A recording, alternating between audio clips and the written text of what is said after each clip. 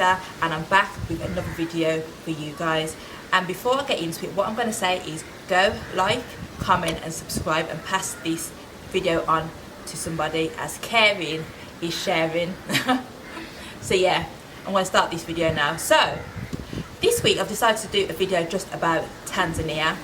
I've been here for 5 weeks, as many of you might know, but from since then I've been getting bombarded with emails about, you know, coming to Tanzania. People are planning to come this month. People are trying to run away from the West as soon as possible because, as we all know, things are not good over there. So I've had so many messages, so many emails asking about Tanzania, where to stay, and just all sorts of questions. So I thought today I'll do a video just about Tanzania.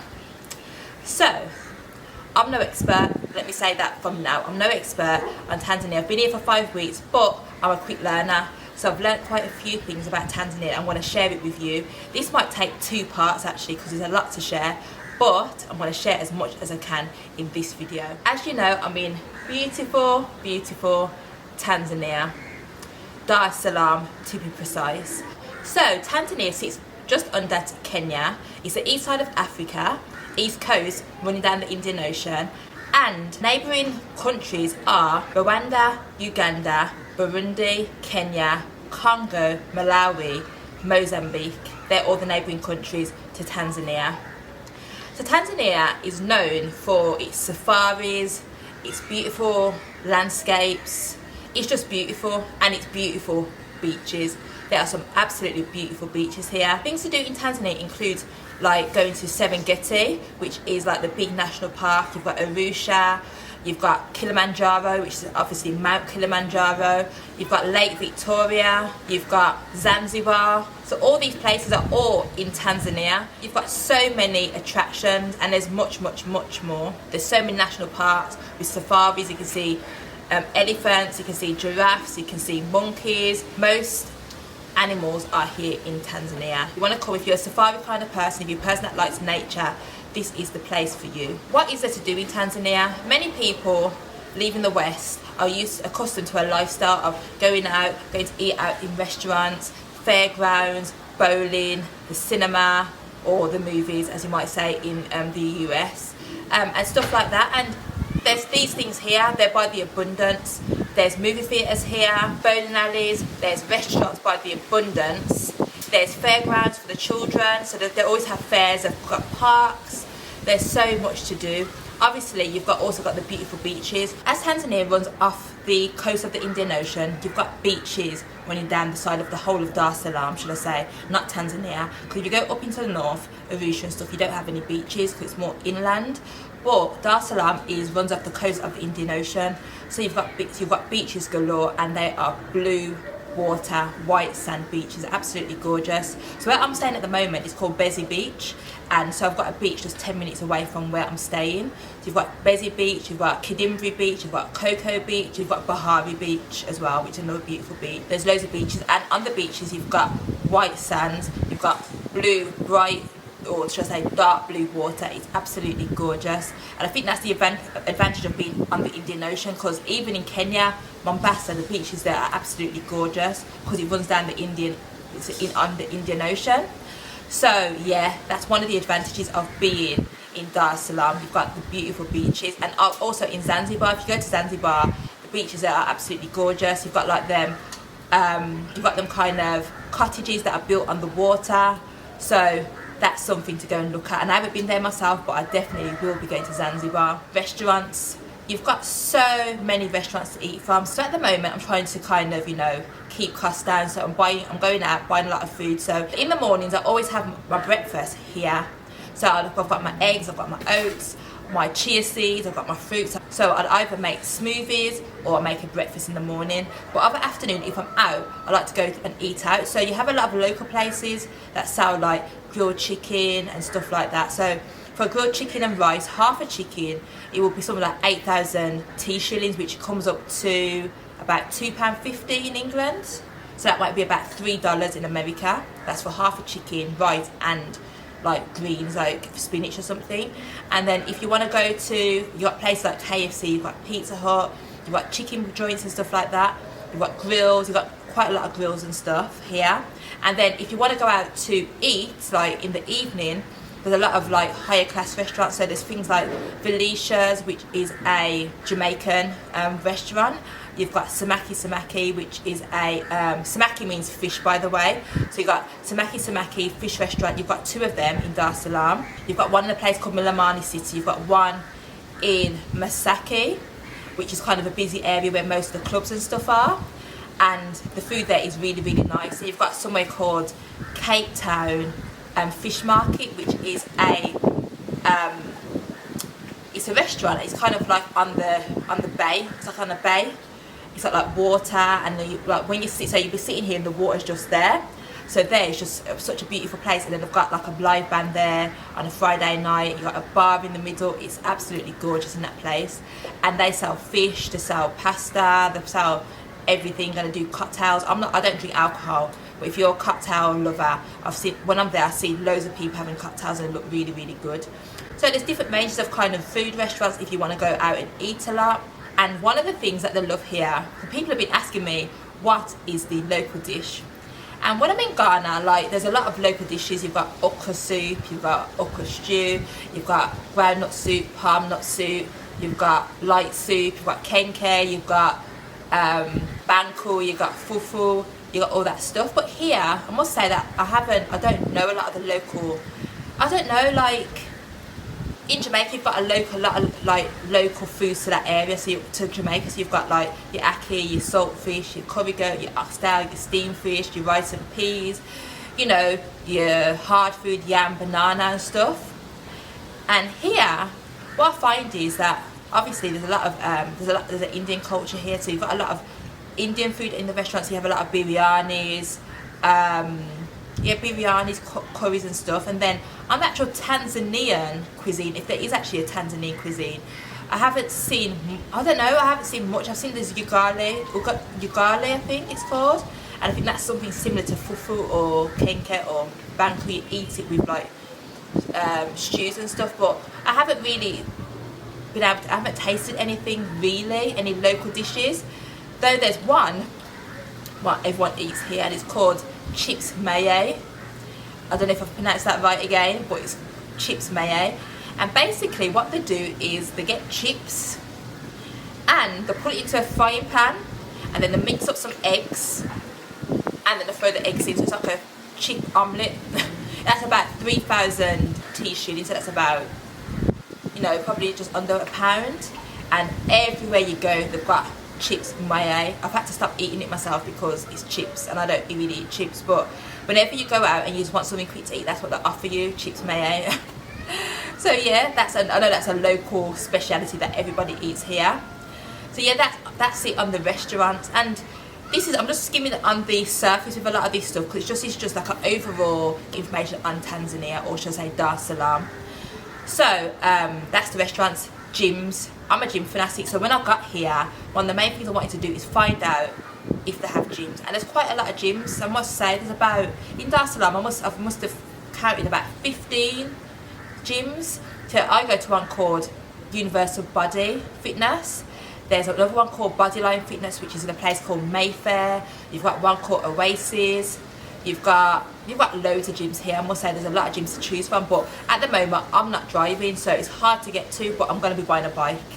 That's what I'm going to be doing, buying a bicycle and just, you know, getting that cardio in from riding to the gym. So I'm currently at a place called Universal Body, and I'm thinking of going to one called Bodyline, which looks a bit better. But let me tell you something, their gyms are not cheap. Forget about the, if you're in England, Pure Gym, forget about the $19.99 or the $20.99 or the $30.99. No, the gyms here are like £42, £50, £60, $100. That's how much they're charging for gyms out here. So things like gyms are quite expensive, which I'm shocked at. But yeah, I need to go to the gym. So the gym that I go to, I paid 130,000 T shilling, which comes to about £42 at the time, which is quite expensive because the gym's not the best gym. It's got all the essentials, but it's not the best gym based on what we're used to in the UK. Another thing a lot of people want to know about is renting. A lot of people who are coming over are don't plan to be going back. I know that, people, so I know you want somewhere to stay. So what I did on coming here is I booked an Airbnb. The Airbnb I said is in, I'm staying at, is in Mbezi, and I paid, I think, about $350 for the month, which is about just under about £280, 300 pound in English money, but in the pound, and that's quite good. So it's got like a communal area. I've got my bedroom, it's got a kitchen, and at the top level where I'm staying, there's 3 of us who share this area, and it's pretty decent. And to be honest, that's a reasonable price, but I can't stay in Airbnb forever because it's still kind of limited to facilities and stuff. I want to feel at home. So me and a friend that I've met here, we're planning to get a place together. So we've been searching on the market for places to stay. So where I'm staying here is Mbezi. Down further down, you've got a place called Goba or Masana. I think it's called Goba Masana or Masana Goba, but I think it's a similar area. And then if you're going towards the city, you've got Masaki, you've got Oyster Bay. So Oyster Bay is like probably, I'm trying to think in regards to London. If it's in Birmingham, it's like the Edgbaston, Sutton Coldfield. And then if you're in London, it's probably the Knightsbridge, that sort of area. So it's the top area, you know, where things are expensive. So if you want to live in that area, you're going to be paying a bit more, but at the same time it's still reasonable based on Tanzania. So if you want say a 2-bedroom apartment in Masaki, Oyster Bay, you're going to be paying for a 2-bedroom, 2-bathroom apartment. Will cost you about, could be on average about $800, which is still reasonable for a place in that sort of area. But many of us, I'm coming here not to kind of live that life. I've left the West to live a sustainable, self-sufficient life. So we've been looking at properties, and you can get a 3 to 4 bedroom house, standalone house, for about 700,000 T shilling. 700,000 T shilling is about £260 in British pound, so about $320. You can get a 2-bedroom, fully furnished apartment for probably about the same amount of money. And then if you want kind of, and that's probably about Mbezi, Goba, Masana, that sort of area. If you wanted a, you know, probably a partly furnished 3-4 bedroom house or 4 or 5 bedroom house, it cost you about 1.3 million, which is about £470, which is still very, very reasonable for what you're getting. You could never get a 3-4 bedroom house in England for £200, £250. How no? How no? So, you know, prices are reasonable. Like I said, if you want to go for the top-notch kind of California, LA type living, Oyster Bay, Masaki would be a place for you, and you'll be paying a lot more. I've seen like a 4-bedroom, 4-bathroom property in Masaki going for just about £1.5 a month kind of thing, £2 a month in English money. So it kind of varies to what you want. But I just suggest, if you're coming over here to start a new life, don't try and kind of go for all that kind of top class living, because we don't need it. We're coming here for a change of living, a change of life. So try and live below your means kind of thing, because there's no need for that. We're trying to come and change. For those who are coming out here with children, there is quite a lot to do for children. When I was in Ghana, one thing Ghana lacks is parks and stuff. They don't really cater for kids. It's kind of strange. You don't really see parks, you don't see fairs and stuff like that, but I do think they have a plan for a theme park, but it's not something that you just see dotted around the city. So in Dar es Salaam, what I've noticed is that they have like loads of shops that sell bicycles, so you see a lot of kids on bikes. You have a lot of playgrounds with swings, slides. In Milamani City, which is one of the malls here, like fairgrounds and stuff there. So they do cater for the kids, so don't forget about the kids. But when I went to like Ghana, and even in Gambia, you don't really see a lot of things for the children, a lot of play areas or anything. So one thing here, if you've got children, there are things for them to do. They've got nurseries and stuff like that as well. If you live in Dar es Salaam, what you notice is they have a lot of places called like shoppers plazas. They're like probably every 2 miles you find a shoppers plaza, which is quite a lot.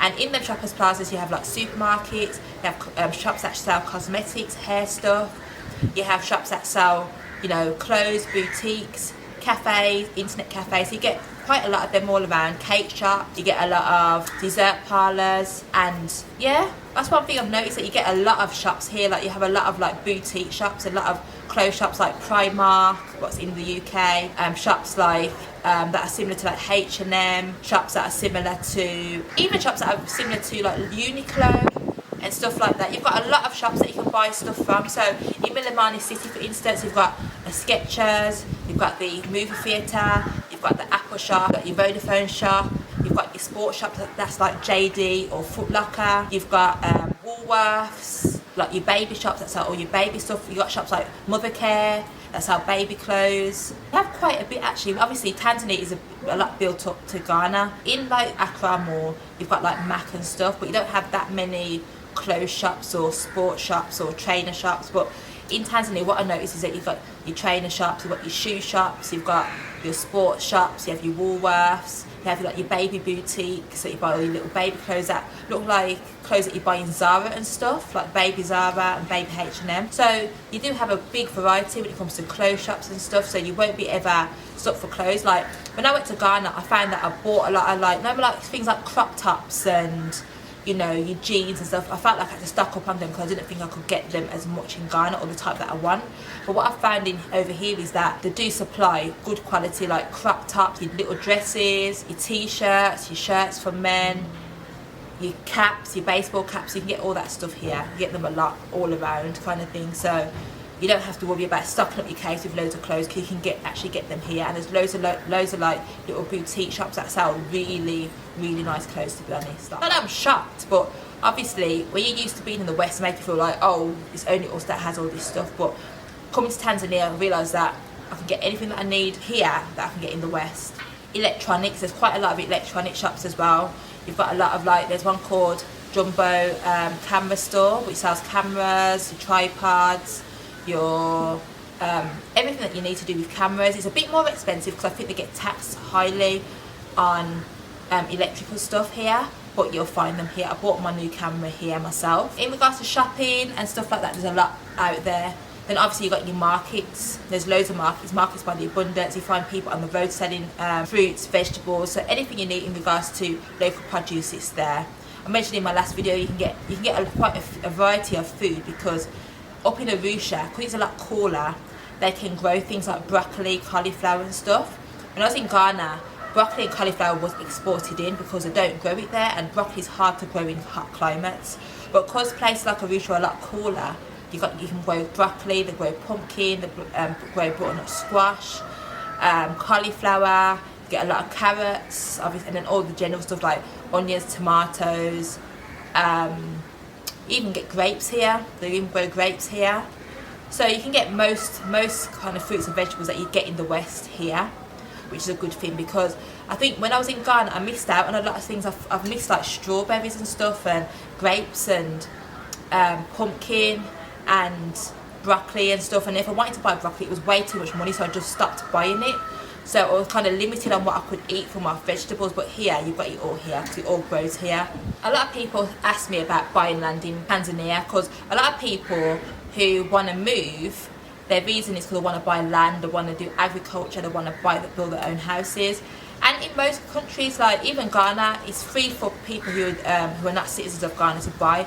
But we only get still, like, I think it's a 50-year lease. So even though we buy the property, after 50 years, if that lease isn't renewed, we don't, you know, it goes back to the true owners. But it's quite similar in Tanzania. And like I said, in Ghana, you can buy land, but the land is only yours for 50 years, and you have to keep on 50 or 99 years. I can't remember which one it is.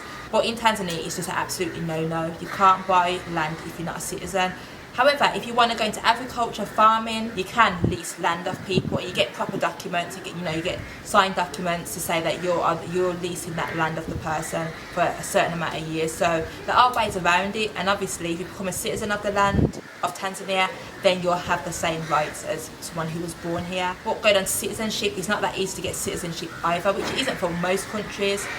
I believe that in the background there is some work being done on getting citizenship in Tanzania, because a lot of diasporans are trying to move back to the motherland, and it is hard for us. That's one thing that hurts me, is that, you know, we have to go through so much to get back our citizenship, even though that we were taken away unwillingly. But, you know, there's a way around everything. So if you're not a citizen, you can get a resident permit to stay here. I think the residence permit, there's rules behind it where you have to ensure that you've got certain types of identification. You can show, I don't know, there's some rules, but I haven't looked properly into it. But I know it costs about, I think if you want to get a resident permit, I think it could cost about $3,500 for a year or two. If you do want to get residency, there's other ways around it. So you can get, you can get a resident permit through doing volunteering. You can get a residence permit through getting a job here, or even studying here. So there's different ways to go around getting a residency permit. And I think after about 10 years, I think if you can prove 10 years of being in the country, then you can apply for citizenship. But I haven't really looked into that properly yet. It's something that I have to look into, and once I do, I will let everybody know. Because this video was just basically to give people just a few tips on what I've learnt so far in Tanzania. I've been here for 5 weeks, so I don't know everything. So that is going to be the end of my video. But I must say, people, that all those that are coming, just keep coming. Like, we've reached a period in this season on this earth that things are changing, and as I've explained before, I came here because I felt a shift. I'm quite intuitive, and I do follow my intuition, and I'm just a person that if I feel something is, you know, my ancestors are speaking to me, the Most High speaking to me, then I listen. And I speak to a lot of people and they're saying, oh, I want to move next year or the year after, and I'm like, you know what, time's running out. We're not in the times that we was before. We don't have the time. Hence the reason why I kind of booked my ticket and came. Like, I could have said I'm going to stay in England for a bit longer, make some more money, you know, and, you know, try and, you know, build up my finances a bit more, but I couldn't because time's running out. A lot of us are, you know, waiting to have that perfect time to go, and now is the perfect time. Okay, I was meant to be going to Ghana, and everyone's keep on asking me about going to Ghana. A lot of my friends in Ghana are not happy with me right now because I'm in Tanzania, but for me, I'm in Africa, and that all that matters. However, the reason I'm not going to Ghana is because of the testing. I'm not going to be tested, kind of thing, and I don't trust it, and many of us shouldn't trust it. I know a lot of us have just kind of got to a point where anything that's thrown at us, they accept it, but we have to really think. We need to go deep within ourselves, and we need to meditate on things, because anything that they're throwing at us like this, we can't just accept it. And a lot of us are just accepting stuff and not knowing what, not even looking into or wondering what the plan is behind it, because there is a plan. And just be mindful. That's all I can say. I can't tell people what to do, and I know that everyone's in a different situation, but just be vigilant and move quickly, because time is running out.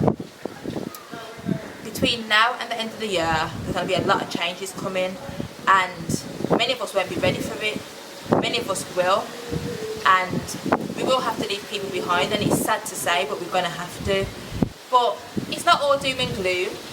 You know, life is a blessing, and, you know, all of us are blessed in some way or another. But I'm just asking people just to come. I'm asking you just to come. But anyway, that's it for now. But before I go, I'm going to say thanks for all your support. It's amazing. Thank you, thank you, thank you. I'm so blessed, and my channel is growing and growing so fast, and I'm just thankful. But I wanted to say, just ensure that you like, comment and subscribe, as I always say. Tell a friend, tell a friend, tell a friend, and it's definitely good to share. So share this video. But anyway, that's it for me today. Thank you, and bye.